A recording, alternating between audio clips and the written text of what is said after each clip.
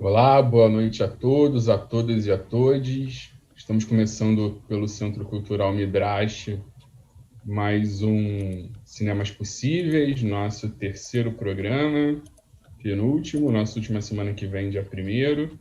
Hoje a gente vai exibir, assistir e conversar sobre o filme Graves e Agudos, filme mais recente do diretor Walter Fernandes Jr., que vai estar aqui, com a gente. Ao contrário das sessões anteriores, essa não está pela plataforma Simpla, né? A gente está direto pelo YouTube, mas o sistema é o mesmo, né?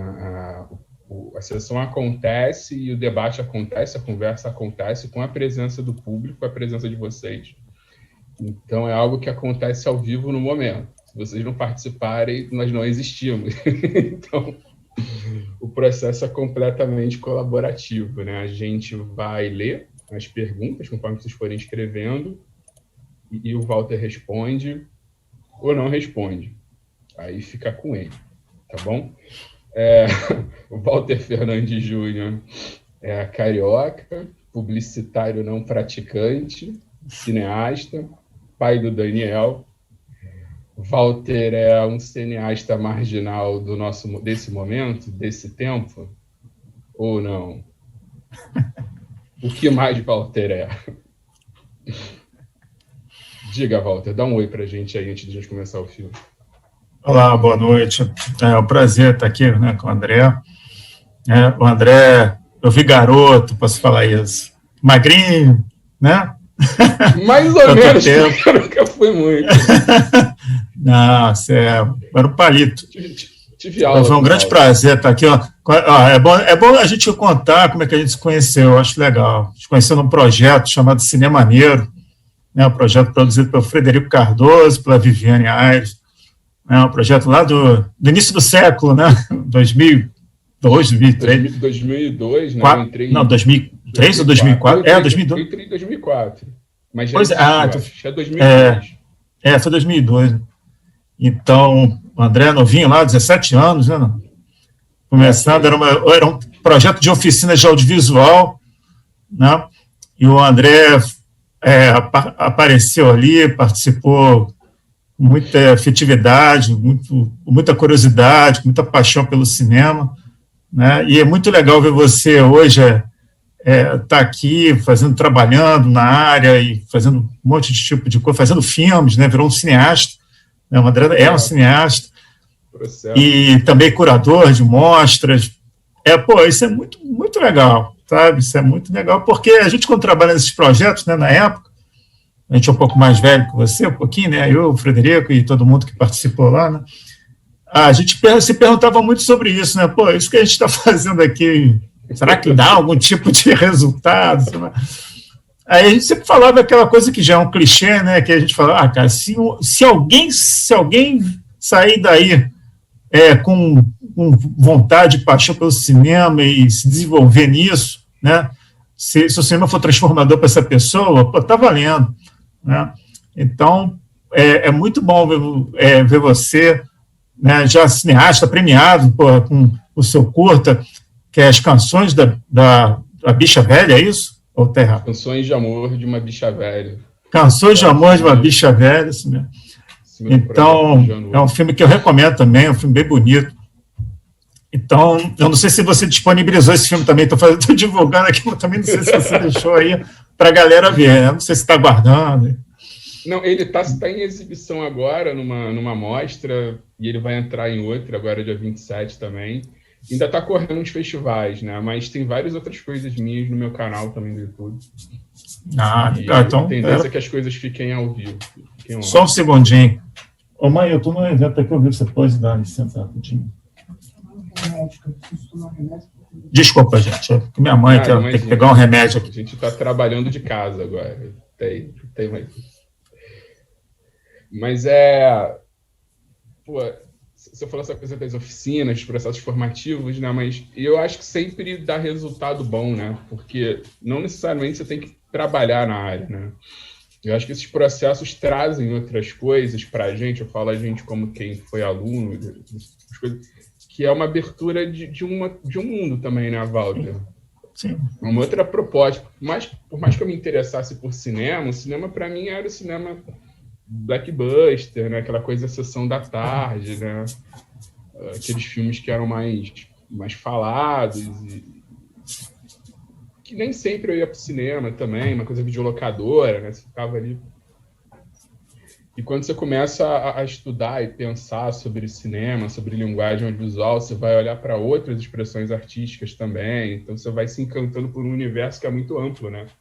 E se você se permitir, ele vai expandindo e vai expandindo você, né?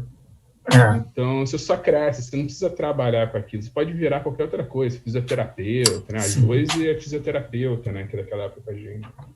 Verdade. Você vira um indivíduo melhor, eu acho. Assim. Outro dia eu estava pensando, né? Falei, cara, se eu não tivesse feito nada disso lá atrás, o que eu seria hoje, né? Eu tenho medo do que eu seria. Então foi muito bom conhecer todos vocês, assim, ter vocês na minha trajetória. E poder ter essa troca que é boa até hoje, né? Vamos assistir o teu filme.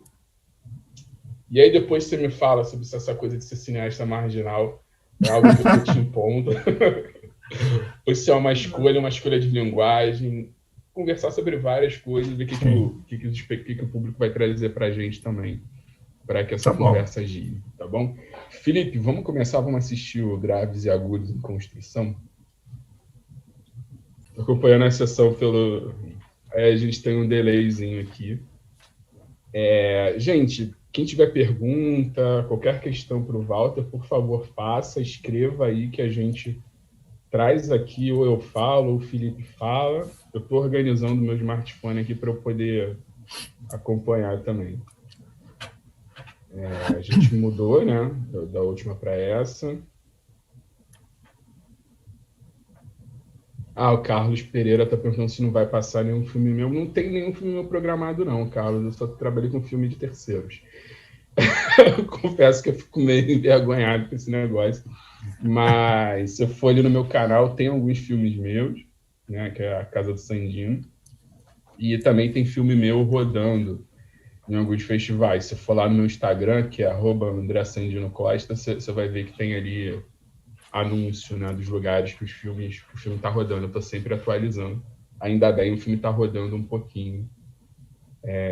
Eu acho que a gente pode começar um pouco por esse lugar dos filmes rodarem, né, Walter? Eu separei umas 3 ou 4 perguntas aqui. Não, vamos lá. Vamos começar pelo começo. Né? Você está em Manaus há algum tempo, né? Você foi para aí. Você está falando 7 anos. Também... 7 anos já. Eu ia falar 3 anos, tá vendo? Eu estou com uma relação de fluxo de tempo muito particular. Mas você já está há 7 anos em Manaus, está uma vida em Manaus. Desde 2015. Na verdade, são 6 anos, eu acho. 6 ou 7. Acho que final do... por aí. E você também vai lidar com um processo formativo nesse campo de audiovisual aí em Manaus, né?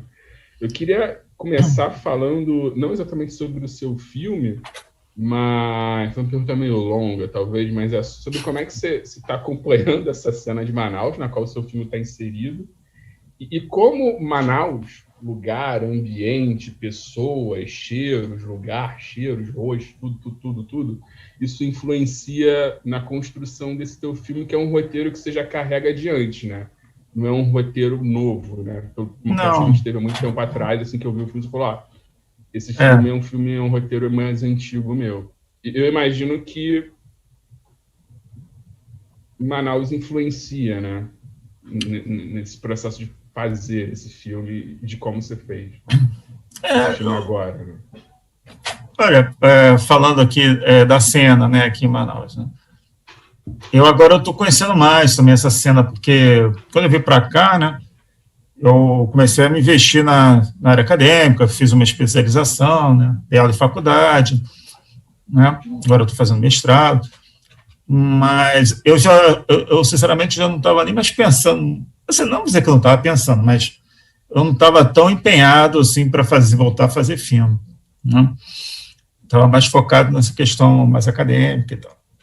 E aí, mas com os editais, né, quando aparecesse o Conexões Culturais, que é o edital da Manaus Cult, da Secretaria Municipal de Cultura, eu já tinha participado de um edital deles, mas era o concurso de cinema que eu fiz aqui com o Casarão de Ideias, né?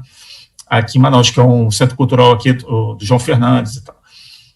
E aí, da última vez que eu tinha ido ao Rio, eu desencavei os roteiros antigos que eu tinha lá, porque eu não tenho nada disso em internet, né? Tudo que eu tive que copiar do datilografado, mais ou menos, né? Porque esse roteiro ainda é feito na máquina elétrica, quer dizer, ele tem mais de 10 anos esse roteiro. Eu tinha máquina elétrica, então eu fui capturar os roteiros velhos que eu tenho um monte, porque na época de faculdade eu escrevi muito, né? E aí, até depois um pouco também, eu gostava, escrevia minhas loucuras lá. E aí eu peguei vários, ele trouxe para cá, né? E aí eu fiquei relendo alguns, então, fiz poucas mudanças, assim, mais nos diálogos, talvez. E aí eu resolvi, o Graves e Agudos de Construção foi um roteiro. Quando eu li, eu achei que estava com uma cara mais contemporânea, vamos dizer assim. E eu fiz pequenas mudanças ali, né, bem poucas mesmo. E eu achei interessante, porque eu sempre, uma coisa do Brasil que não muda, né, eu acho que é por isso que as pessoas falam, pô, mas tem tanto tempo esse roteiro, pô, é a questão dos contrastes que a gente vive, né? Desde que eu sou criança, né, os contrastes sociais do Brasil são os mais gritantes, talvez, do mundo, né? No Rio de Janeiro, por exemplo, é aquela coisa, né? São Conrado, aí você vai para São Conrado, tem de um lado aqueles condomínios à beira da praia, do outro lado tem a Rocinha. Então, a gente cresce numa cidade que é totalmente partida, né? Então, isso é muito forte no carioca, né, talvez. Então, eu sempre tive isso nas coisas que eu escrevia, nesse sentido, né? E como eu sou um cara oriundo de classe média também, você tem um olhar que não... que você consegue enxergar, de certa forma, o lado bom, o lado ruim, de como a classe média se comporta nesse contexto, né, nessa realidade brasileira. E aí, tem aquelas reflexões. Só que eu nunca, como realizador, eu nunca fui um cara... Eu nunca curti muito como realizador, porque como espectador eu gosto. Mas como realizador, eu não gosto muito do realismo. Não é uma coisa que me pega, sabe? Mas agora, de assistir, eu gosto. Eu adoro aqueles filmes neorrealistas italianos, filmes realistas mais atuais, assim. Não, até pouco tempo eu assisti uma série chamada The Wire, da HBO, que é uma série que já tem um tempo, mas só agora que eu assisti, pô, achei sensacional a série. E ela tem uma pegada realista forte. Eu gosto, mas para realizar meu senso criativo, quando eu vou lá para um lado mais simbólico, que é aí que vai uma coisa que tem a ver lá com o cinema brasileiro dos anos 60, 70, né? Que é uma coisa que, na hora que eu tento criar alguma coisa, aquele universo, ele entra em mim, de alguma forma. Então, aí vem os filmes do Glauber, vem os Garzella, vem o Bressan, vem aquela churrada de coisa, né? E eu gosto muito, não sei nem te explicar o porquê, mas eu curto aquilo, eu me identifico de alguma forma com aquele cinema, sabe? Então, e eu sempre tentei imprimir isso nos meus filmes, de alguma forma, né? E também essa questão do nome Cinema Marginal, né? Esse título, né? Ele sempre foi muito discutido, né? Porque não tinha ninguém marginal fazendo cinema marginal, né? Eu lembro até de uma palestra do Oswaldo Candeias, né? Porque o nome marginal muita gente associa ao filme dele, né? Que é A Margem. E o Candeias, ele já bem velhinho, né, no CCBB do Rio, numa palestra maravilhosa que ele deu lá, né, tipo, a exibição dos filmes dele, né, foi lá que eu consegui ver quase todos os filmes, eu perdi um ou outro, que ele tem 10 longas, né, se eu não me engano. E o Candeias, uma vez, ele comentou isso na palestra, ele falou que ele não gostava desse nome, ele falou, pô, eu não gosto disso, eu chamo de cinema marginal, pô, eu lutei tanto na vida para ser um cara decente, para, ter minha profissão, meu trabalho. Porra, eu faço um filme, cara, cinema marginal, né? Ele falava isso meio... Mas, e porque ele era o cara, acho que o Candeias talvez seja o único cara, quer dizer, o único cara daquele período, né? Hoje não, porque o digital isso melhorou muito. O Candeias era aquele cara que tinha uma origem muito pobre, né? Ao contrário de todo mundo fazia cinema, era oriundo da classe média, né? Eu não sei que alguém chegue aqui e fale, né? Tem o fulano, mas a grande parte era. Né? E o Candeias, não, o Candeias era filho de cortador de cana, né? Assim, então ele é um cara que, no decorrer da vida dele, ele chegou a flertar com crime e tudo, né? Foi cafetão, enfim, tem toda uma história dele que agora eu não vou lembrar, mas ele teve toda uma história ligada a crime. E os filmes dele tem um pouco isso, né? Tem um filme chamado A Opção, que tem muito universo dele, que ele foi caminhoneiro também. Então, o Candeias tinha uma história muito forte de marginalidade real, de verdade, na marginalidade de verdade, e que ele venceu essa fase, que ele passou por isso e virou cineasta, virou trabalhador do cinema e fechou aquela porta, entendeu? Então ele não gostava quando alguém falava isso, que parecia que aquela porta estava aberta ainda, né? Então isso foi muito impactante, cara, naquela mostra lá, porque ele era uma coisa... Enquanto isso, os outros, na lógica, Bressane, Ganzella, eles achavam charmoso. Sou marginal, seja herói, que era uma frase dos anos 60, porque o marginal aí tinha outro lado, tinha outra conotação, né? Você está indo contra... né? Era coisa da contracultura, né? Você estava contra as coisas que... a cultura oficial, né? Era uma coisa diferente, era outro contexto a palavra, né, para eles. Então sempre foi uma coisa meio conturbada. Eu ainda acho que esse sentido do marginal para o cinema, né, sabendo que nós temos uma história que tem essa quantidade de filmes que tem esse rótulo, né, eu acho que também era um pouco isso mesmo, né, até mesmo o filme do Candeias, até os filmes do Candeias tinham um pouco isso, são filmes muito particulares, né, são filmes que realmente não são convencionais, não estão ligados ao cinema comercial, né. Então, assim, e ao mesmo tempo que é o legal do cinema marginal, que o cinema marginal, analisando de uma forma geral o cinema brasileiro, eles conseguiam equilibrar de alguma forma, né? Alguns nem tanto, outros mais, outros menos, que era isso, era juntar o popular, né, com algo mais culto, mais sofisticado, né? Era uma união dessas duas coisas, né? E isso acho que me seduzia muito, né? O Bandido da Luz Vermelha, acho que talvez seja a quintessência disso, né? De você conseguir unir, né, um cinema, porque o Bandido, né, todo mundo sabe, fez dinheiro no cinema brasileiro, ele ganhou muito dinheiro de bilheteria, o filme foi um sucesso popular, né, mas ao mesmo tempo o filme, ele tinha uma linguagem, ele tinha aspectos de vanguarda, né, da época, assim, elementos do Godard, enfim, de todos dos cinemas novos do mundo, né. Então ele tinha essa característica. Então o Bandido ele talvez seja um maior exemplo. Depois tem outros filmes, os próprios filmes do Bressane, né? O Anjo Nasceu, enfim, e tantos outros, Perdidos e Malditos, do Geraldo Veloso, que é um pouco isso, e tantos outros aí. Então ele é um cinema que me agrada. Quando eu vou, e esse filme, esse tipo de filme, né, vamos dizer assim, ele para mim, ele me dá um prazer muito grande na hora de realizar, porque é uma incógnita o que as pessoas vão achar desse filme. Entendeu? Quando você trabalha um filme narrativo, né, bem ou mal, se os seus atores estão bem ali e tal, você já tem uma previsão de que as pessoas vão gostar, porque, ou as pessoas podem até não gostar, mas fica indiferente, né, ou de repente... É mais fácil prever, né, uma certa reação. No cinema americano, talvez você tenha aí com vários exemplos disso, né, de como eles conseguem prever as coisas, os sucessos, né. E tem os fiascos também, mas eles conseguem, boa parte do tempo, alcançar, né, a meta deles. Então, isso é um grande barato também, essa coisa de você fazer um filme que você está indo para um lado, você não está exatamente contando uma história daquele jeito mais habitual, né. E aí você fica, o que as pessoas vão entender disso, né. Então, é isso que eu acho que é isso que eu gosto. Eu gosto de um certo mistério, né? Mas não é aquele mistério da Agatha Christie, né? Quem matou. É o mistério do próprio cinema, né? É o mistério de ver um filme do Lumière, né? Que tem aqueles filmes que eram de cotidiano, o cara filmando a rua, as pessoas passando. E eu me de saber, quem é aquela pessoa? Por que está cruzando? Por que, né? Assim, era um pouco isso, né? De você. É um mistério. Eu vejo os filmes do Méliès mesmo, aquelas maluquices, aqueles filmes mais malucos dele, né, naquela linha do Viagem à Lua, que você vê certas coisas e você fala, como é que, por que isso? O que aconteceu? Sabe, eu acho que fica sempre uma questão de por que aquelas escolhas do diretor, né? Tudo bem que é o cinema, não, ainda a primeira década do cinema e tudo, mas eu acho que o mistério do cinema, a essência do cinema, ela está ali, de certa forma. E o cinema narrativo mais tradicional, né, que é o que permeia a cultura de massa do audiovisual, ele com o tempo, eu acho que tem muita coisa maravilhosa dentro da narrativa mais clássica e tal, mas esse predomínio dessa narrativa, né, no qual praticamente só existe esse tipo de narrativa no cinema do mundo, né, praticamente, assim, o que foge a isso, eles acabam não tendo muita entrada, né? O filme ganha um festival e tal, ganha Cannes, ganha Veneza e tal, e o filme acaba tendo uma visibilidade maior.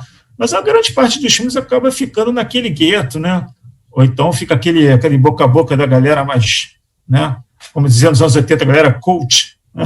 Então, assim, e esses filmes acabam ficando naquele uma espécie de limbo, né?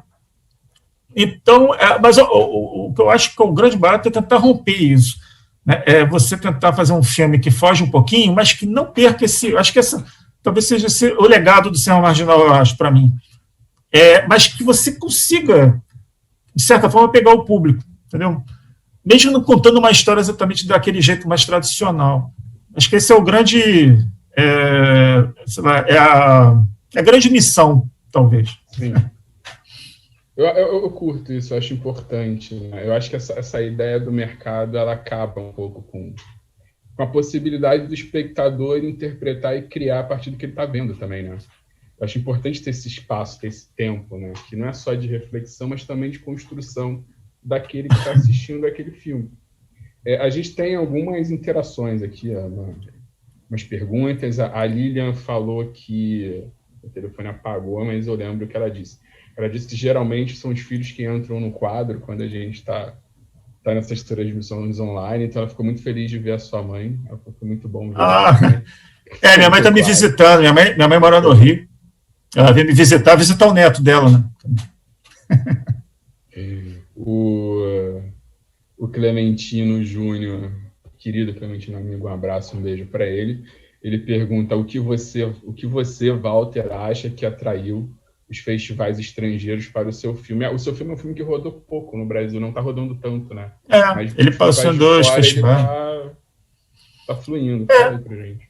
Isso é aquela questão, né? Não sei exatamente como responder, mas eu acho que tem alguns aspectos que a gente pode explicar um pouco. Por exemplo, os festivais no exterior, muitos deles, ainda mais com essa questão da internet, muito festival online e tudo, eles segmentam muito as classificações dos filmes, né? Então, por exemplo, aqui no Brasil, você tem um festival, aí geralmente é o quê? Melhor filme, melhor diretor, melhor atriz, melhor ator, é aquela coisa mais clássica, né? Tem festivais lá fora que, cara, você tem prêmio até para diretor. Aí você tem um prêmio por filme LGBT, você tem filme, você tem prêmio para, como eu até comentei contigo antes, filme que tem o tema justiça social, sabe? Eles segmentam muito, e aí com isso eles acabam selecionando filmes que se encaixam em vários tópicos, vamos dizer assim, vários temas, né? Então eu acho que aí abre um pouco o campo, né? Então aí dá margem para você entrar. Por exemplo, como o meu filme ele não tem nenhum tipo de apelo nesse sentido, né? Eu sempre boto em drama, quando o cara pergunta, drama. Mas é um drama. Assim, aí eu entro como drama. Mas assim, se tivesse algum elemento que pudesse enquadrar em alguns outros... Até os festivais, nesse ano da pandemia, que eles botam até o tema do Covid. Por exemplo, se teu filme... Até comentei, é o Clementino que perguntou, né? O Clementino, daquele filme dele, os atores estão de máscara, né? Acho que é o primeiro turno. Pois é, eu acho que só por esse elemento aí, eu acho que ele já se enquadraria nesse tema do Covid, porque alguns festivais até têm esse enquadramento. Então, teu filme entraria com essa temática. Então, esse tema, entendeu? Então, acho que talvez seja isso. E também acho que a quantidade de filmes que eles selecionam também, né? Aqui no Brasil, acho que seleciona, tem festival que seleciona 10 filmes, então a concorrência fica muito grande também, acontece, né? Natural. Né? E também a questão de gosto do curador, prefere determinado tipo de filme e tal. Mas eu acho que é um pouco isso. E também, muitos desses festivais que eu entrei no exterior, eles fazem exibições mensais, alguns assim, bimensais, né? Porque eles selecionam 20 filmes, e aí eles premiam alguns filmes ali, e esses filmes premiados naquele mês, aquele bimestral ali, eles pegam, esses filmes vão participar de um evento maior no final do ano. Então, é como se fosse uma espécie de seletiva, sabe? Quase um campeonato. Tem uns festivais assim. Ou seja, a forma dos festivais é bem variada. Tem os festivais tradicionais mesmo. Eu entrei num festival em Sacramento, que é voltado para o cinema underground, que eles selecionaram 15 filmes só. E o filme entrou. É um festival clássico, tradicional. Que se não tivesse pandemia, será exibido no cinema e tal. Mas foi online. Né? Então foi legal. O festival também do Uruguai, o Cine Del Mar, é um festival bem tradicional, entraram 20 filmes, assim, também achei bacana o filme ter entrado. Então, alguns festivais clássicos ele entrou também, né? Teve um outro agora que não estou lembrando, mas teve uns 3 ou 4 festivais que ele entrou que era desse formato mais clássico.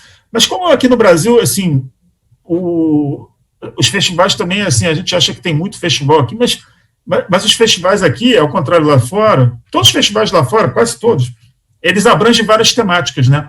Aqui não, aqui no que lado também, no exterior também não tem, porque tem também. Mas aqui tem muito assim, cinema negro, aí tem cinema feminino, né? Então são os festivais temáticos, né? Legal, tem o queer também, festival queer, então, e aí você bota só filme com aqueles temas, né?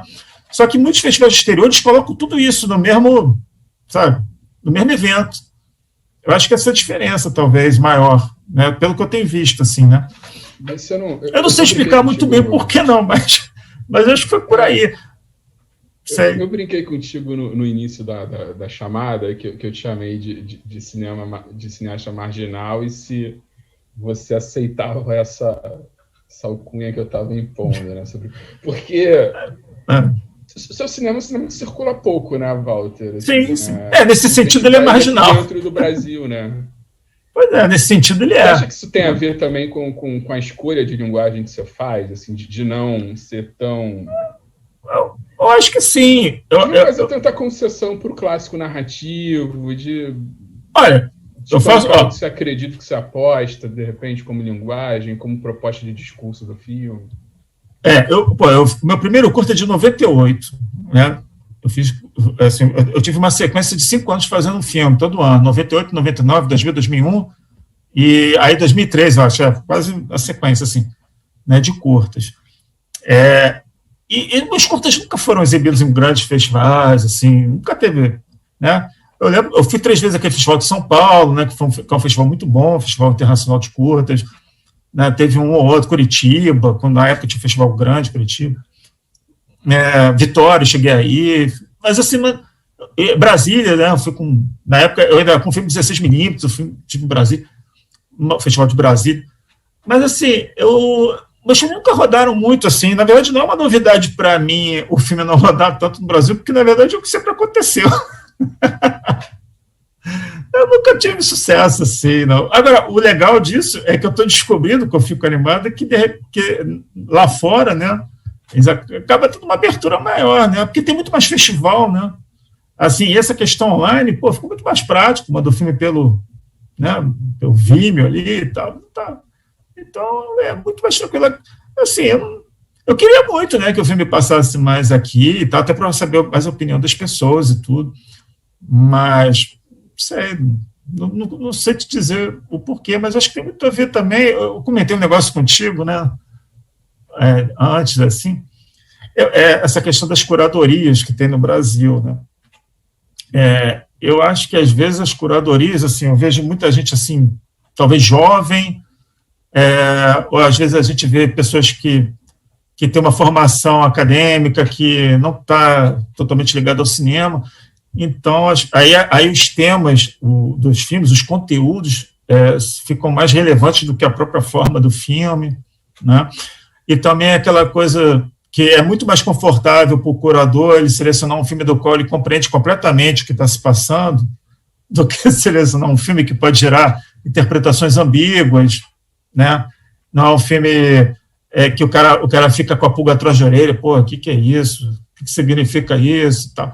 Então o cara fica incomodado, desconfortável com aquilo, então o cara fala, vou botar esse filme não. Que aí vão me perguntar, pô, entendeu? Então acho que isso acontece também. Mas assim, eu confesso que isso não me incomoda muito, não. É lógico que eu gostaria do filme passar mais e tudo, mas essa coisa de o filme passar, e também essa coisa de passar no exterior é engraçado, porque em alguns festivais os links eram abertos, então, por exemplo, no Festival do Uruguai passou no YouTube, assim, normal, é como se fosse o festival daqui, né, o pessoal daqui está assistindo, né, e teve um outro também que foi assim, acho que foi um de Los Angeles, foi no início do ano, também ficou aberto durante um tempo, o pessoal podia assistir, tanto esse meu filme e vários outros, né, então, assim, teve essa chance também de outras pessoas verem aqui no Brasil, amigos e tal. É isso. Eu acho uma coisa positiva desse momento esquisito que a gente está vivendo, né? E eu acho que esse processo do online, ele desmistificou ou tirou um pouco aquele verniz. O cinema tem esse lugar de excelência, né? Que é muito ruim, porque eu acho que às vezes empobrece um pouco, né? Porque ele limita demais as coisas. Né? Então, fomos obrigados a lidar e aceitar tanto esse diálogo online, que tem outras interferências da vida e também do próprio fluxo da internet, quanto, de repente, uma ideia de qualidade de imagem, né? Assim, final para exibição e tal. Eu particularmente gosto muito disso. Assim, então, para mim, é positivo nesse aspecto. Acho que ficou mais e também, essa coisa também da questão do filme não ser... eu acho que o filme também ele tem uma questão técnica que talvez o cinema brasileiro já também não gosta muito, né, as pessoas, assim, que é a questão de ter uma cena estourada, né, tem uma coisa que foge um pouco o padrão, né, assim, o cinema brasileiro tem que mostrar que tem muita qualidade, né, técnica, então aí você vê uma ceninha que está estourada, isso pode incomodar, não sei se é isso. Agora, o legal para mim é que isso, para mim, ele fortalece o que eu acho o que eu gosto, que eu acho que é interessante, né, de explorar uma coisa que eu praticamente, no cinema já era muito comum, pô, a cena estourada era a coisa mais comum, estourava até para eliminar fundo, né, pô, tem um carro ali, não quero que apareça, vamos dar uma estourada ali para fugir, né, eliminar aquele elemento da cena. Então, assim, você falou da... Fala, pode ir. Não, era isso. Não, você estava falando do Candeias e tal, da mostra eu tenho, né, o catálogo aqui em casa. Não está mais aqui, tá no meu quarto lá. Tem vários catálogos, né? O processo de ser cineclubista também implicava nisso.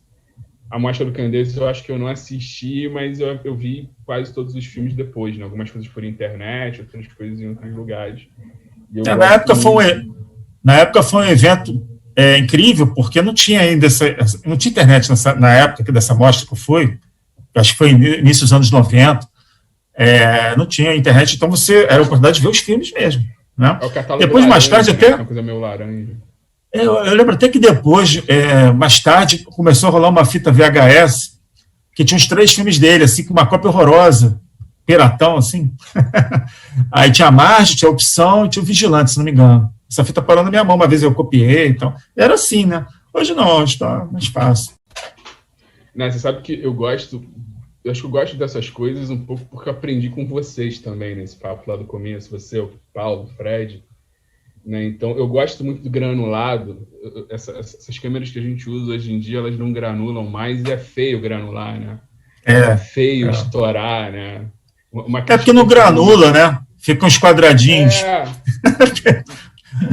E eu falo, gente, mas a poesia da coisa está um pouco ali nesse lugar, né? Às vezes a história pede uma certa sujeira na imagem, mas não, né?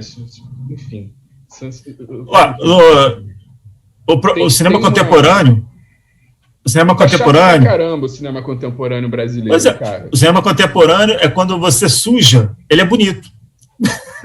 Assim, quando você vê que o cara está querendo sujar... não é. Ele é bonitinho, sabe? O sujo é tudo muito bem produzido, né? O sujo estético. Demonstrar um grau de excelência. Enfim. E aí a linguagem é muito dócil, né? Você está muito preocupado com a embalagem, mas com a linguagem, o discurso ele é sempre meio dócil. Enfim. Tem algumas questões aqui. O Carlos Pereira, ele pergunta, é realismo fantástico? É surrealismo? Absurdo? Como enquadrar? Não sei. Como enquadraríamos o Walter e Carlos? Como é que você enquadra também? Fala aí pra gente, Carlos. Eu acho assim, um cineasta que eu adoro, né, que eu tenho paixão mesmo, é o Buñuel. Eu adoro o Buñuel. Né? Então, e sempre fiz parte da minha vida. Um dos primeiros livros de cinema que eu li na minha vida foi a autobiografia dele, que é o Meu Último Suspiro, que minha avó que me deu, porque minha avó queria me dar um livro de cinema, ela perguntou para alguém na livraria, o cara, tem esse livro aqui, ela comprou e me deu, eu nem sabia quem era Buñuel. E ela me deu esse livro de presente, que era um livro de cinema. E eu, quando eu li o livro, eu só tinha visto As Cabelas da Tarde, que tinha passado na Bandeirantes, eu não tinha visto filme nenhum dele, eu li o livro todo. Um livro maravilhoso, eu recomendo aí, quem está assistindo, quem nunca leu esse livro, o livro do Buñuel, é maravilhoso esse livro. E aí, quando eu li esse livro, eu fiquei doido para ver os filmes, né? Eu falei, eu adorei esse cara, quero ver esses filmes. Tal. E porque a Bela da Tarde eu gosto do filme até hoje, mas depois que eu vi os outros, adorei, é um dos cineastas que eu mais gosto. Eu acho que eu vou um pouco por esse lado, talvez, né? Porque o Buñuel tinha umas coisas maravilhosas, né? De você tornar o absurdo. Tinha um lance do absurdo, né? Diálogos, assim, que ninguém teria, né? Ele faz um contexto, assim, que parece que vai para o realismo, né? Somente os filmes do México, quando ele foi para o México, e aí, de repente, vai um diálogo que parece que não combina com aquele contexto. Ele brincava muito com isso, então o Buñuel, sim, ele sempre foi, para mim, uma espécie de referência, assim, né? Tem um cinema marginal, mas o Buñuel, filmes como Viridiano, Nazarinho, e aqueles filmes, os últimos filmes dele eu gosto muito também, né? O Fantasma da Liberdade, tem o Discreto Charme da Burguesia. Eu gosto muito. Os Esquecidos, né? Que é o filme mais emblemático dele do México, talvez, é maravilhoso. É um filme até que o Pichote, né? Quando o Babeco fez o Pichote, tinha uma relação com Os Esquecidos, era os menores lá, abandonados no México, a cidade do México. Filme maravilhoso. Então, eu sempre tive... sim, eu acho que talvez seja mais pro surreal. Sim. Mais por essa linha aí. Maravilha. O Walter Franco, ele coloca: a escolha por uma história mais fragmentada vem pelas referências do Sganzerla, do Candeia, no caso? Sim, então tá bem, né? Porque essa coisa da fragmentação, aí no caso, ela tem um pai, isso ainda também. Tem o Godard, né? O Godard lá com a coçada e tudo, ele deu uma desmembrada na linguagem, né? Então, assim, o Godard pode considerar um divisor de águas, assim, nesse sentido, né? Pelo menos ao meu ver. Então, essa questão da fragmentação, eu sei, o Godard, a fragmentação dele, principalmente nos primeiros filmes, realmente eu gosto muito, porque eu adoro na coçada, adoro aquela saída do carro que ele levanta a saia da menina e corta para outra, assim, não tem nada a ver. Eu gosto disso porque ele quebra, ele faz você lembrar que está vendo um filme, mas ao mesmo tempo o filme te pega. Isso que eu acho, ou seja, ele divide o teu olhar, né? Assim, o teu olhar, ele faz aquela coisa anti-cinema americano, né? Que é aquele que é a montagem visível. Tu entra no filme e tu acha que está vendo a realidade. Naquela hora e meia do filme americano, e tu acha que está dentro do filme, tu conhece aquelas pessoas. O Godard brincava com isso, que ele te encaminhava para uma coisa, e de repente ele quebrava, né? Quebrava. E aí, voltava, né? Então, era muito bom, né? Então, depois ele até ficou... ele perdeu até um pouco isso com o tempo, né? Ele acabou deixando para trás, ele foi um cineasta que, em vez de ficar adocicado, ele ficou cada vez mais radical, né? Ele foi o oposto de muitos outros cineastas que a gente vê por aí, né? Que começam radical e o cara vai ficando mais amaciado, né? Vai ficando mais... Aí o cara começa a fazer aquele filme caretaço, né? Tipo o John Waters, né? O John Waters fez Pink Flamingos, aí tu vê o cara fazendo Hairspray, sei lá, sabe? Que é legal também, né? Mas, o cara fez Pink Flamingos, né? Então, aí, quer dizer, o Godard não, o Godard começou, foi diferente, quebrou as regrinhas ali e tal, mas, tá quebrando até hoje aí, quebrando com picareta, assim. Tem um filme do Godard, não sei se você chegou a assistir, eu tive a oportunidade de ver no cinema, quando eu estive no Rio, alguns anos atrás, eu fui no cinema, porque era um filme 3D do Godard, né, que é o Adeus à Linguagem. Cara, esse filme é espetacular, cara. Adeus à Linguagem em 3D. O cara fez um 3D melhor do que todos esses filmes em 3D que a gente vê no cinema americano, cara. Quem não teve a oportunidade de ver o filme dele em 3D no cinema não faz ideia o que é um filme 3D. Porque ele fez um filme espetacular. Eu não vi 3D. Cara, espetacular. Eu odeio 3D, cara. Não, eu tô te falando. O Godard conseguiu fazer um filme 3D que é sensacional, cara. Que ele faz um 3D que é uma coisa indescritível. É indescritível. É uma obra-prima. Para mim, é o melhor filme do século XXI, esse filme. Eu falo isso, né? Até maluco. Para mim, é o filme do século XXI. É o Adeus à Linguagem, assim. Bye bye, sabe? E é sensacional. Então, assim, o Godard, ele para mim, esse ícone mesmo, assim, não vou dizer ídolo, não que isso é uma bobajada, né? Mas ele é uma espécie de ícone de um cinema que esse tipo de cinema que ele faz, assim, conta nos dedos, né? Quem está se arriscando com isso. A gente está vivendo uma geração das pessoas que as pessoas querem sucesso. As pessoas querem, né? Sucesso rápido também, né? Querem aparecer. Então as pessoas vão no tiro certo, né? Ninguém está querendo se arriscar muito, né? Para ser, né? Para ser defenestrado na internet, sei lá, qualquer coisa desse tipo. Mas é isso. Pois é. O Carlos Pereira, ele responde aqui a nossa provocação. Ele fala, não, acho que pensaria em cinema de absurdo, mas tenho dificuldade de saber, por isso achei interessante perguntar. Não, é maravilhoso, a gente está aqui. Mas eu acho que isso, a conversa é essa mesmo. Mas as coisas dialogam, eu acho, né? O absurdo. Não tem erro, não está errado. Tem um diálogo ali, né? É que o surrealismo está muito vinculado à questão da psicologia também, né? Ele é o dadaísmo domesticado, de certa forma. Mas, assim, eu acho que tem uma coisa, assim, posso ter relação. Eu acho. Mas está tudo bem interligado, isso aí. Eu acho que se a gente for olhar para... Não sei se o Carlos já viu todos os teus filmes, né? Se ele for no Vimeo, jogar lá no Vimeo, Walter Fernandes, ele vai achar uma página com seus filmes antigos. Ele vai encontrar todas essas relações ali em filmes diferentes.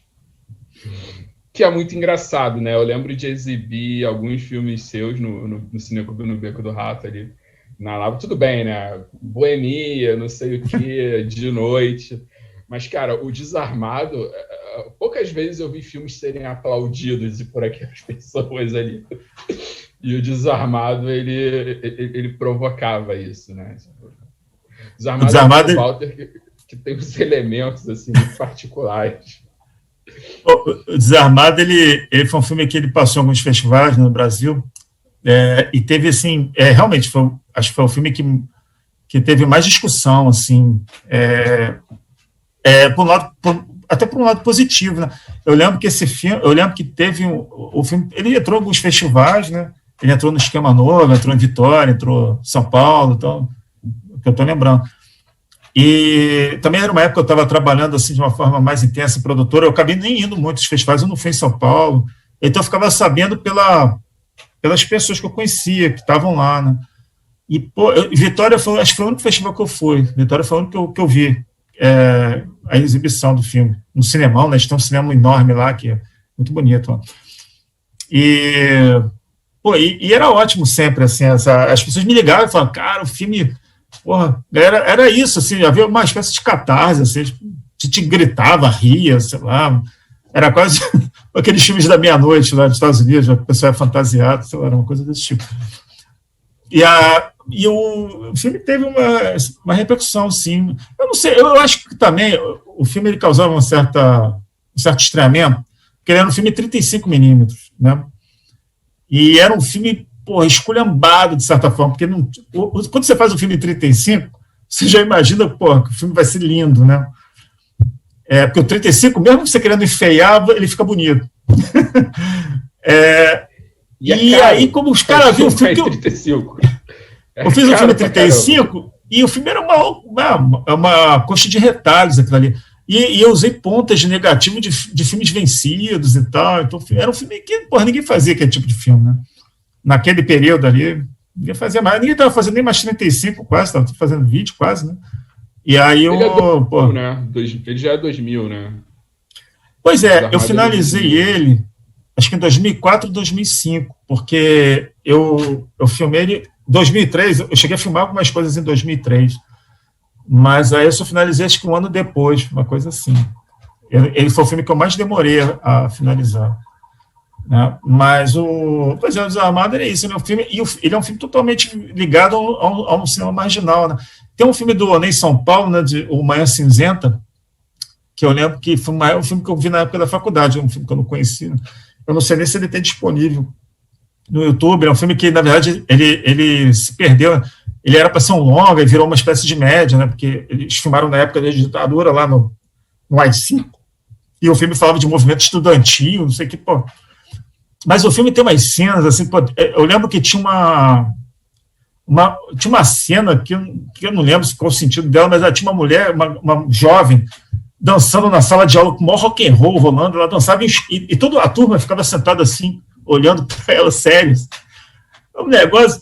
Aí, cara, essas coisas, aí quando, sabe, você fala assim, porra, e as cenas não tinham uma certa conexão, assim, lógica, pô, eu adorei aquilo. Então, acho que o Desarmado veio, que já é cinema marginal, né, esse filme, né, porque em São Paulo, acho que ele não fez outros filmes. Então, essa referência ao cinema marginal sempre teve comigo mesmo, de alguma forma. Você não precisa provocar, né? Acho que é importante ter eu acho essa isso. liberdade criativa, né? Que às vezes eu sinto que está sendo um pouco tolhida, né? Por essa geração nova que está chegando. Com mais tecnologia, inclusive, do que a minha, mas que eu acho que umas referências mais... Não sei se clássica é a palavra correta, né? Mas umas referências... Uma proposta mais assertiva na perspectiva de mercado, né? Também, né? Tem essa coisa, tem essa aura essa eterna aura de indústria de cinema brasileiro, né? Esse lugar almejado que nunca chega. Tem uma coisa do Graves e Agudos é o filme que eu botei na edital, enfim, acabei fazendo o filme. Ele tinha, quando eu li o roteiro, quando eu reli depois de anos e tal, a coisa que me pegou também quando eu li é que era essa questão do rock and roll, sabe? Porque, assim, hoje, cara, o rock and roll, sim, é lógico que tem bandas aí que não estão no mainstream, aí que, né, bandas brasileiras, né, que não fazem sucesso, assim, um grande sucesso, mas existem e tal. Então, eu confesso que eu conheço pouca coisa. Mas o rock, assim, ele dentro do mainstream, ele praticamente desapareceu, né? Assim, a gente não vê praticamente nada. Né, uma coisa ou outra, ou quando vê aquelas bandas mais antigas, né, que fazem um revival. Então, essa coisa também do rock and roll como um fator transformador, fator de transgressão, né, isso também me cativou muito, porque eu acho que dialogava com o momento, essa coisa da atitude, e que nem, né, quando a gente fala, às vezes, atitude no rock and roll, as pessoas acham que é sempre uma coisa positiva, mas a atitude do rock pode ser uma coisa ruim. Você pode tomar decisão, a questão é, decida, nome uma posição. Se vai ser bom ou ruim, aí só o futuro vai dizer. O rock and roll tinha muito isso, né? Coisa da atitude. O rock and roll é aquela música que você ouve e ela te move para alguma coisa. É diferente do jazz, né? Que você escuta e fica contemplando, fica pensando, né? Fica entrando numa viagem, ou com uma música clássica. Mas o rock não. O rock é uma música que ele faz você, né, vibrar. A gente vê até atletas, né? Agora, hoje em dia, não, né? Mas assim, antigamente o cara botava ali para ouvir, pô, o cara que vai lutar, né? O cara botava um Black Sabbath ali, o cara, pô, para dar, sabe? Então, o rock and roll tinha essa coisa de botar um ímpeto, né? Você tomar atitude, você tomar ação. Né? Então, quando eu reli o roteiro e vi esse personagem, né, do cara que está na obra e toca guitarra, e a última cena dele, ele meio que fugindo, né? Se mandando. Aquilo, pô, me cativou um pouco. Eu falei, caramba, eu escrevi essa cena, esse personagem que eu gostei, porque é um pouco isso, né? E aí a coincidência com os tempos atuais é a questão que ele é um artista, né, de certa forma. Então, aquele artista que está dentro de um contexto que não tem nada de arte, né? Então, assim, o cara, em vez de estar uma guitarra, tem uma britadeira, né? Então, assim, que o cara, né, o cara tem as duas coisas. E aí o cara está insatisfeito de alguma forma, porque ele não, de certa forma, ele não consegue se manter como artista. Então ficou uma coisa um pouco atual, né? Como o artista, como um cara que não consegue se colocar nesse momento no Brasil. Né? O artista no Brasil nunca foi, né, também valorizado, assim, como deveria. Né? Hoje, então, nem se fala. Mas então, eu acho que ficou uma coisa nesse sentido, assim, que me pegou um pouco essa história, né? E também a questão da personagem, que seria a prostituta ali e tal, não sei o quê, que tem aquela coisa de estar, né, tá numa angústia bizarra ali, uma coisa de tentar se matar e enfim, ter que quebrar alguma coisa. Isso tem muito a ver também com o espírito do rock and roll também, né? Então, eu comecei a ver muitos elementos de rock and roll, essa coisa dela parecer parcialmente nua, tem a ver com rock, né? Não sei se o pessoal mais jovem lembra a Cássia Eller, né? Cássia Eller mostrava o peito assim, né, no palco, né, e tudo. e teve casos, dizem que o Jim Morris teve um show que também ele riu as calças, enfim. O rock and roll tem umas histórias desse tipo, né, de você se expor, né, de você provocar, você ficar nu. O Iggy Pop tem umas histórias parecidas também, assim, enfim. Então, eu comecei a ver, falei, poxa, esse filme tá, esse roteiro tá muito rock. Eu acho que quando eu escrevi esse roteiro, eu estava escutando um rock sei lá, dos melhores, assim, porque eu consegui escrever. Então, eu comecei até a fazer essa relação, né, da questão do artista no momento, o cara né, é lógico que tudo isso no contexto classe média baixa, né, que eu acho que eu tento inserir ali, que é uma coisa que é a classe que tem um flerte com algo que pode melhorar a vida deles, mas ao mesmo tempo tem algo que pode estar puxando para baixo também, né? Então fica aquele equilíbrio ali meio, né, que você não sabe para onde vai pender, né? Eu vou então, né? Você está sempre tensionando para um lado e para o outro. E que gera um certo desespero, né? E essa falta de esperança. E esse certo traz isso, né? Se a gente for olhar para os teus filmes, de forma geral, você joga uma lente de aumento nos conflitos familiares, né? E aí eu estou falando de família, mas família não exatamente questão consanguínea, mas família enquanto grupo que convive junto, né? Grupo próximo, né? Os conflitos, eles estão sob lente de aumento bem poderosos, muitas vezes, né? Gastando e trazendo... Tem uma coisa também, também tem muito no cinema marginal brasileiro, também, né? No cinema marginal tem muitos aqueles personagens meio sem esperança. O cinema novo tinha também, o cinema novo também. Os personagens assim que não tem muita esperança com nada, né? E assim, isso também é uma coisa que eu me fascino, porque eu acho que esse tipo de sensação é uma coisa que todo mundo sente em algum momento da vida, assim, né? Uns você tem mais, você tem menos, mas essa desesperança, ela é uma coisa, eu diria que é uma característica até do brasileiro, de certa forma. É uma coisa que tem, todos nós temos isso, temos momentos disso, né? De achar que, porra, aí você fica com aquela vontade de sumir, né? De fugir, uma coisa... Eu diria que vivemos um momento desse, inclusive. Não, mas sim, com certeza. Mas o que eu digo que isso é uma coisa que tá dentro do nosso, talvez, né? Dentro do nosso espírito temos um pouco isso, assim, já.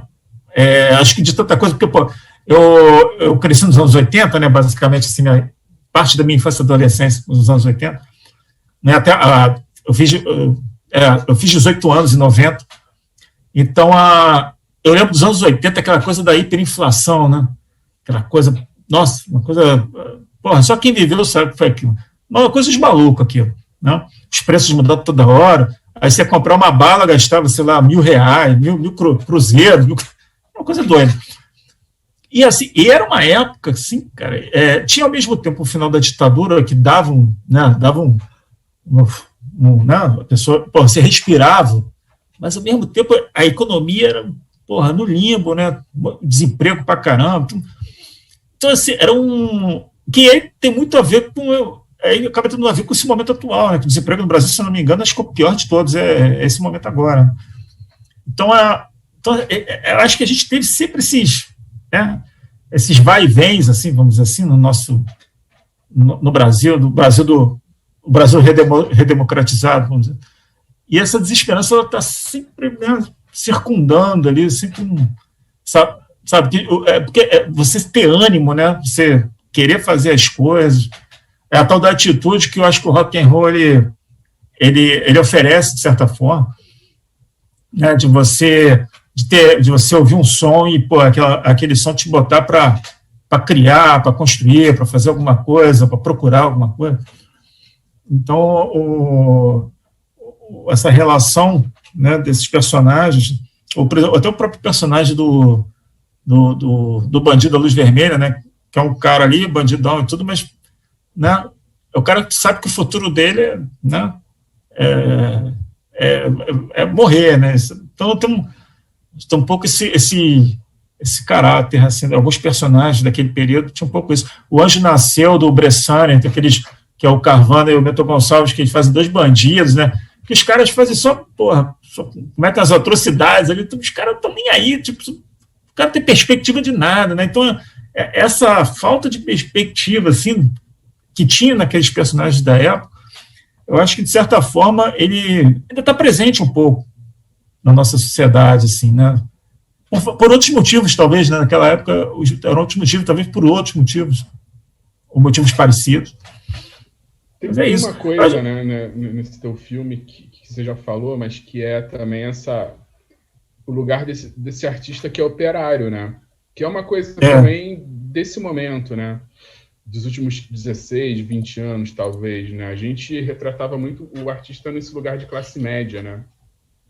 Muito esse olhar, né? Quando você vai olhar para o artista periférico, geralmente o operário era mais o sambista, não sei o que só tem valor por um período específico do ano, que é meio que o carnaval, né? Carnaval. E eu acho que nos últimos anos a gente começa a olhar também para o artista de forma diversa, variada, também como esse cara operário, né? Pessoa que é garçonete, que trabalha como gari também, que essas pessoas existem, elas são artistas também. E elas vivem nesse conflito entre ser ou não artista. Eu acho interessante você ter retratado isso de alguma forma. Pode falar.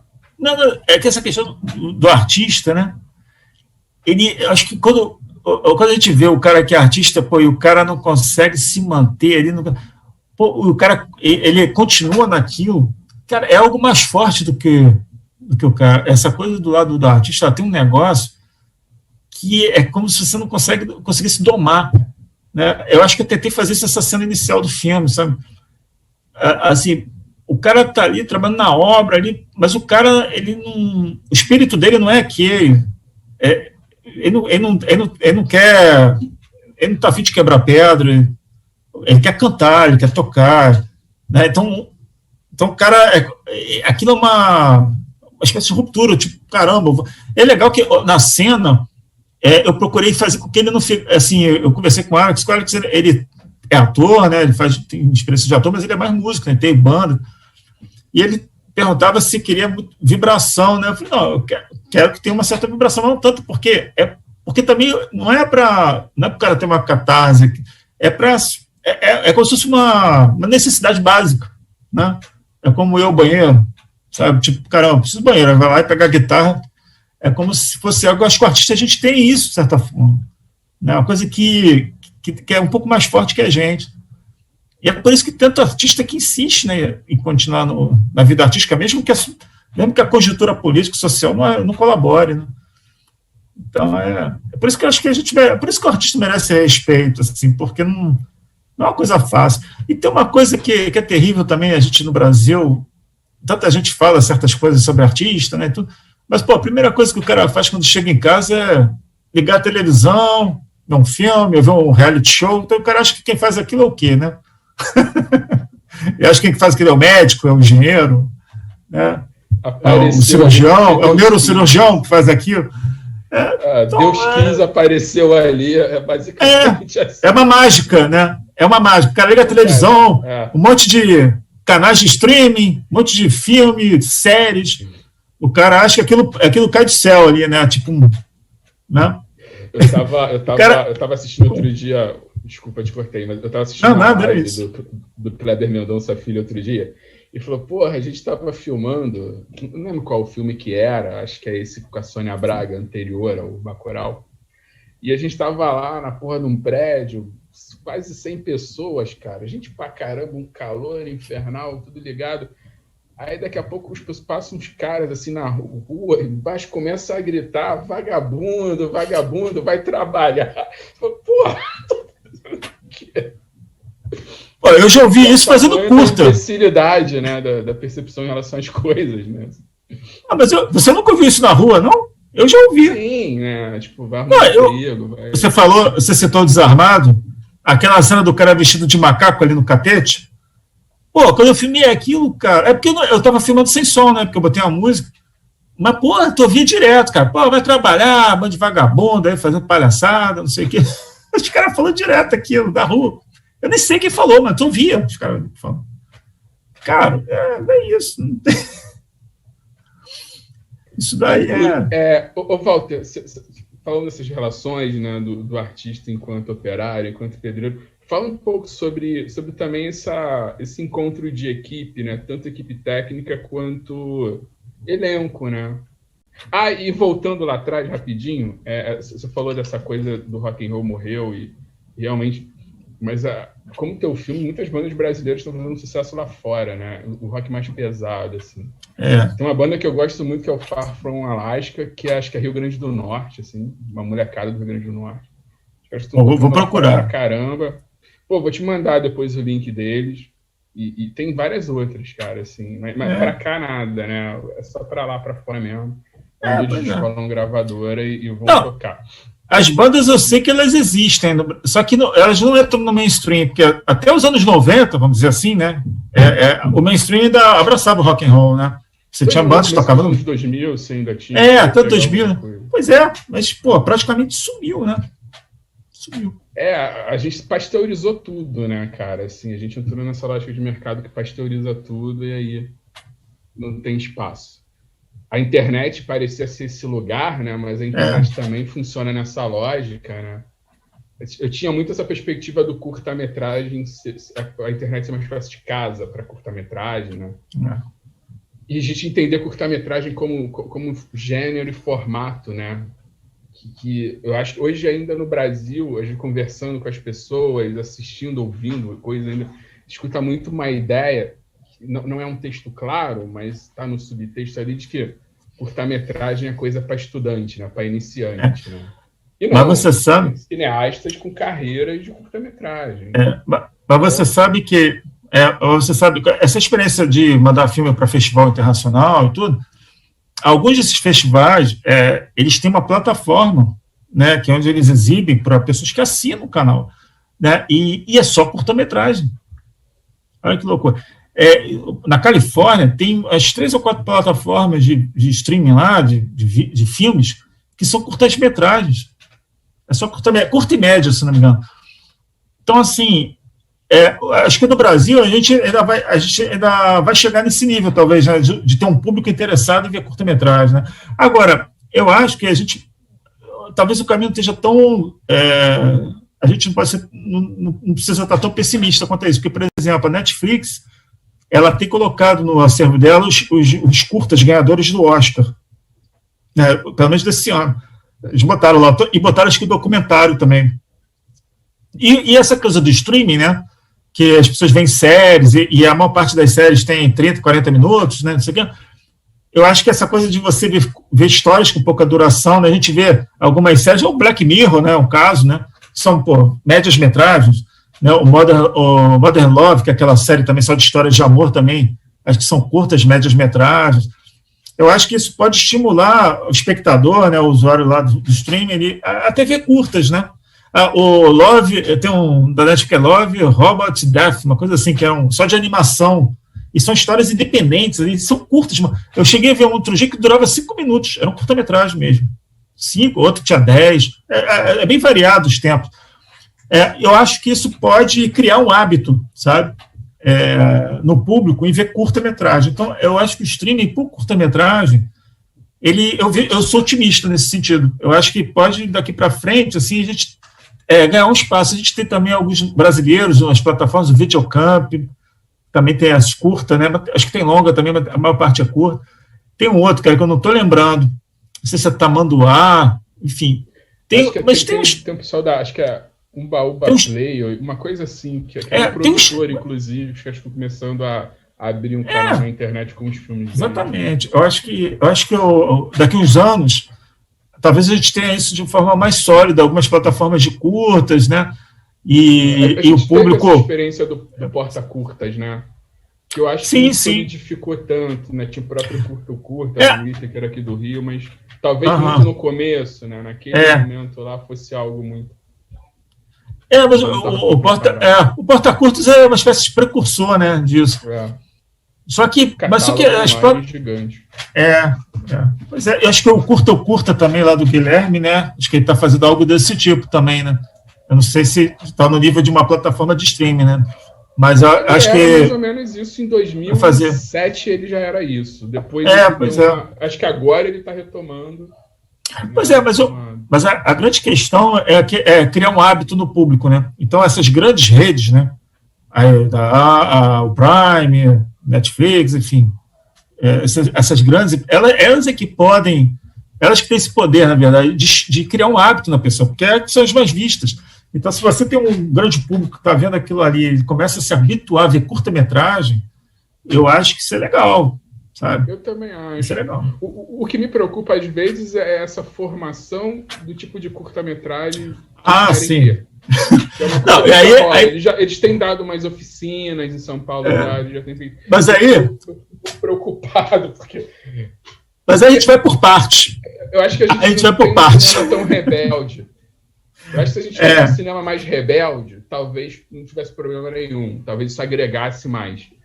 Mas eu acho que aí... Como a gente tão... Mas essa vitória é por partes, eu acho. Primeiro... Tem que ter, né? O hábito. Primeiro... Cara, essa coisa do curta-metragem, é horrível falar isso, mas eu lembro de um festival do Rio, muitos anos atrás, isso, 2000 e alguma coisa, eles passavam sempre o curta antes do longa, né? No festival. Eu fui ver 2 ou 3 filmes que passaram. Os curtas não eram curtas, para mim, assim, eu não achei ruins nem nada. Mas, as pessoas vaiavam, detonavam o público, cara. Porque as pessoas queriam ver o longa. E aí, às vezes, também, na época, botaram os curtas pouco longos, curtas de mais de 20 minutos.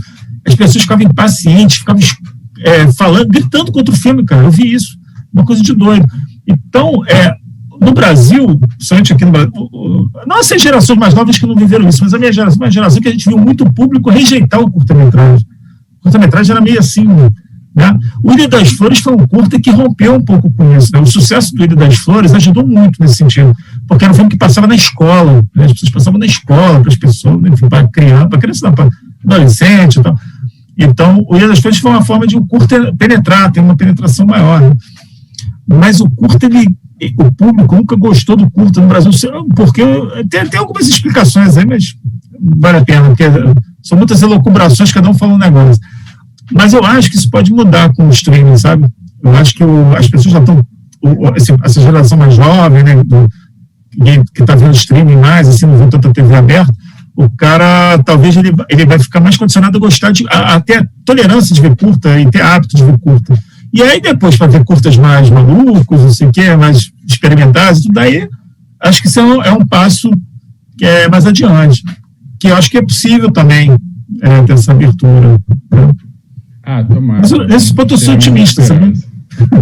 O Felipe já me deu uma chamada aqui que a gente está ultrapassando o tempo, mas tem uma colocação aqui que é do Marcos Gonzalez. Ele fala, deve te conhecer, fala Walter, ponto de exclamação, né? Claro, o mestrado tem a ver com área cultural? Abração.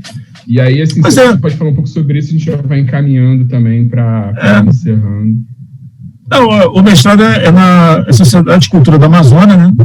E ele está voltado para a questão dos discursos audiovisual que foram realizados aqui em Manaus de 2001 para cá, né? E que esses cursos acabaram, de certa forma, formando algumas pessoas, né? Os cineastas que estão despontando hoje. Eu vou aproveitar esse final aqui, também falar um pouco da cena de Manaus, e eu vou falar alguns nomes aqui, sabe, que eu acho que é legal, de cineastas que são para você ficar atento a ver os filmes, né? Fala um pouco do teu elenco também, depois. Posso falar? Do teu elenco também, depois. Só vou falar rapidinho. Aqui. Temos aqui o Ricardo Manjaro, como diretor aqui de curta-metragem, fez o Necromante, está aí fazendo um filme novo por agora. Temos o Diego Bauer, que está com 2 filmes praticamente aí circulando em festivais, né, que é o Enterrado no Quintal e o Terra Nova. Né? O Diego é ator também, então ele é um artista de teatro que faz cinema. A gente tem o Lucas Martins, né, que é um cineasta jovem aqui de Manaus, que faz filmes de gênero, né, faz filmes de suspense, policial. Temos aqui também o Bernardo Nader, que ganhou o Festival de Gramado com o Barco e o Rio, né, que é um curta muito bonito, né, um drama bem denso, né, com a Isabela Catão, que é uma atriz maravilhosa também que tem aqui em Manaus.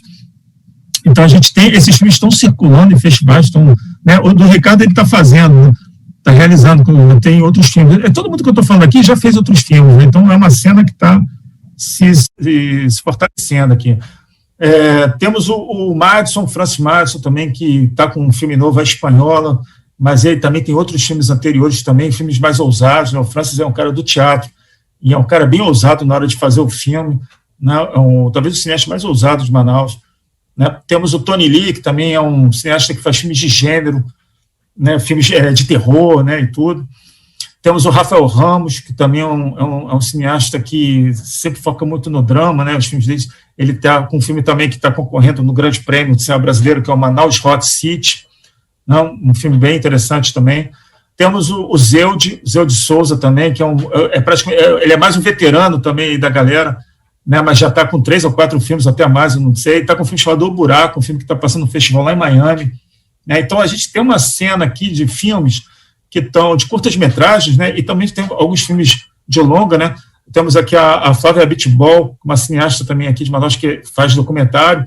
Ela está com um filme também que, inclusive, está com verba da Globo, né? Um projeto com uma ligação com a Globo, né? Um projeto, acho que, se não me engano, é um média, um longa, né? Temos a Keila Serrua também, que é uma artista plástica aqui também, que faz filmes de curta-metragem, né? Que tem sempre também tem uma repercussão interessante. Tem a Ellen Mint também, que tem um filme chamado Maria, que também rodou o Brasil em vários festivais, né, de uma artista, né, e que é sobre uma vida de uma artista. Temos o Thiago Moraes, que fez A Mulher que Enforcava Cachorros, né, está com o filme novo, o Beto. Temos o Arnaldo Barreto, também, que é um ator que faz filmes, também está fazendo longa-metragem aqui, que agora me fugiu o nome. Enfim, e temos alguns jovens, né? Temos a Mariole, que é uma jovem também que está fazendo filme, fez um primeiro curta-metragem. Tem a Tainá Oliveira também, que com o Mário Jorge fizeram também um curta-metragem que passou em alguns festivais universitários também.